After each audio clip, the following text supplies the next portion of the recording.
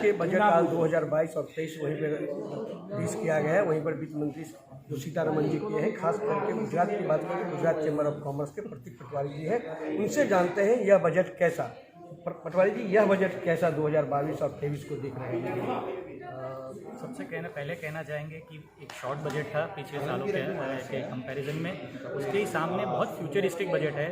India की economy के जो दो बैकबोन है, एग्रीकल्चर और एमएसएमई, दोनों को बहुत अच्छी तरह से सरकार ने इस बजट में सपोर्ट किया हुआ है, इसको टच किया हुआ है, जिससे एक लॉन्ग टर्म ग्रोथ जीडीपी में बढ़ावा दिख पाएंगे हम।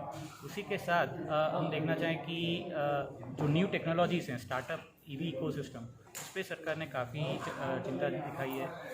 स्टार्टअप में जो लॉन्ग टर्म कैपिटल गेन पहले ज़्यादा लगता था, उसको कम करके 15% किया है, जिससे वेंचर इन्वेस्टमेंट्स या individual investment, high net investments startup में कर पाएंगे, उनको बढ़ावा दे पाएंगे। और आज पिछले साल जो सिर्फ 44 स्टार्टअप हम यूनिकॉर्न बने सके थे, आज आने वाले सालों में उसका आंकड़ा कहीं ज़्यादा होगा। और आज जो इंडिया 3rd नंबर पे है यूनिकॉर्न्स में, वो शायद अगले साल तक 2 या पहला नंबर पे आ सकता है। खास करके अगर ये बताया जाए तो पेपर जो है लेस किया जाए है इस बार बजट में, अगले बार भी बजट में किया था, लेकिन खास करके कोरोना के काल में यह बजट कैसे देखते हैं, आम जनता पर यह कैसा असर पड़ेगा जनता के? देखिए, गवर्नमेंट ने एक चीज़ है कि ज़्यादा टैक्स स्ट्रक्चर से प्ले नहीं किया है। शायद पिछले 2 साल से हम देख रहे हैं कि जो टैक्स स्लैब्स है वो मेंटेन होते जा रहा है।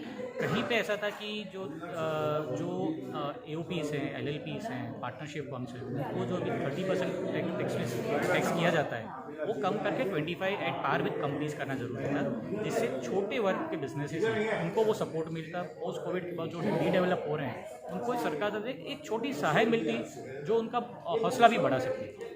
खास करके आप पटवारी जी उद्योगपति हैं और काफ़ी नज़दीक से आप लोग यह बजट को देखते हैं और गौर से बरसों से देखते आए हैं, तो यह बजट गुजरात के लिए कैसा रहेगा और बिजनेसमैन के लिए, जिस तरीके केमिकल का यहाँ हब माना जाता है, हर एक सेक्टर में हब माना जाता है, उसको क्या आप उस नज़र में देखना चाहते हैं और बिजनेसमैन को क्या इनको आप बताना चाहेंगे अगर पहला वर्ड बताएंगे?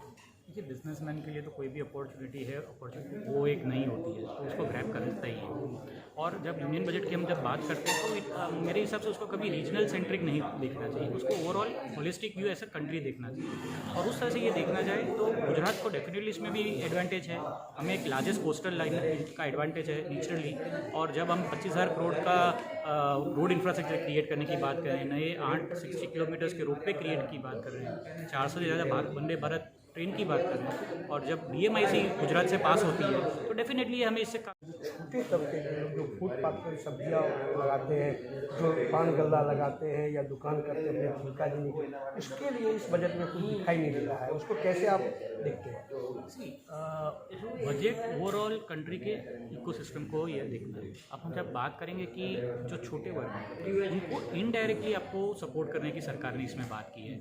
आप देखेंगे जब सरकार खुद कैपेक्स में इन्वेस्ट करने वाली, इंफ्रास्ट्रक्चर में इन्वेस्ट करने वाली, तो पैसा कैसे तो सिस्टम में आएगा, अल्टीमेटली वो पिरामिड में नीचे तक जाने वाला है। तो आप जब डेवलपिंग इकोनॉमी की बात करेंगे तो आप किसी के हाथ में कैश नहीं देंगे, लेकिन आप उसको इनडायरेक्टली उसको पहुंचाएंगे।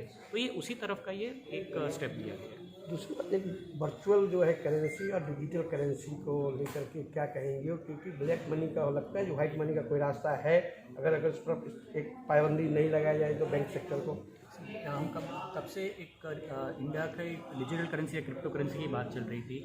सरकार ने एक बहुत जिम्मेदारी वाला स्टेप लिया है कि खुद भारत एक पहला शायद कंट्री होगा जो खुद की क्रिप्टो करेंसी लॉन्च करेगा। उसी के साथ उन्होंने जो इंटरनेशनल करेंसीज हैं, दूसरी कंपनीज है क्रिप्टो में, उन पे 30% टैक्स कर दिया है। तो इनडायरेक्टली उसको डिस्करेज किया है और उसी के साथ खुद की करेंसी को जब भी लॉन्च होगी उसको एक बूस्ट मिले, ऐसा उन्होंने ओवरऑल सिस्टम बनाया है। अपने भारत देश इतना इंग्लिश में एक्सपर्ट नहीं है खास करके, लेकिन जिस तरीके वर्चुअल और डिजिटल को आपने बोले हैं, इसमें किस तरीके से जनता को आप बताइए, जो किस तरीके से इसमें क्या है एक्टिवेट दिखाई देगा और उस पर कोई ब्लैक मनी का रास्ता नहीं है। अगर मीडिएटर अगर बैंकिंग नहीं करेगा तो क्या होगा उससे? देखिए, इसमें इंग्लिश की बात नहीं आती है, क्योंकि वर्चुअल की बात आती है या IT की बात है तो वो हिंदी, गुजराती या रीजनल लैंग्वेज में भी बनता है। तो ये एक सोच है, एक टेक्नोलॉजी है जो आपके भाषा के माध्यम से आपको समझाई जाएगी। तो मुझे नहीं लगता कि इंग्लिश में होने से या उसको डिस्करेजमेंट मिलेगा या उसका सिस्टम में पेनिट्रेशन कम रहेगा, ऐसा नहीं हो सकता। नहीं, लेकिन एक बंधन की बात कर रहा हूँ मैं। एक मोस्टली जो बंधन होता है, अगर मान लीजिए आदान प्रदान के बीच में अगर सरकार का भूमिका नहीं रहेगा तो हो सकता है ब्लैक मनी का दस्तक दे जाए, ये दिख रहा है। नहीं, जब भी डिजिटल मनी की आप बात करेंगे तो it will be connected with your bank accounts, आपका आधार आज सब चीज़ से कनेक्टेड है, तो उसकी गुंजाइश नहीं रहती है। ये एक फ्यूचरिस्टिक है कि आपको जब आप डिजिटल इकोनॉमी की बात कर रहे हैं तो आपको डिजिटल करेंसी होनी बहुत ज़रूरी है, तो सरकार उसी को फोकस कर रही है। लेकिन उससे क्या आप क्या कहेंगे कि उसका ब्लैक मनी जनरेट होगा, तो that is not possible. 10 mark में से कितना सरकार को ये पॉइंट देंगे आप?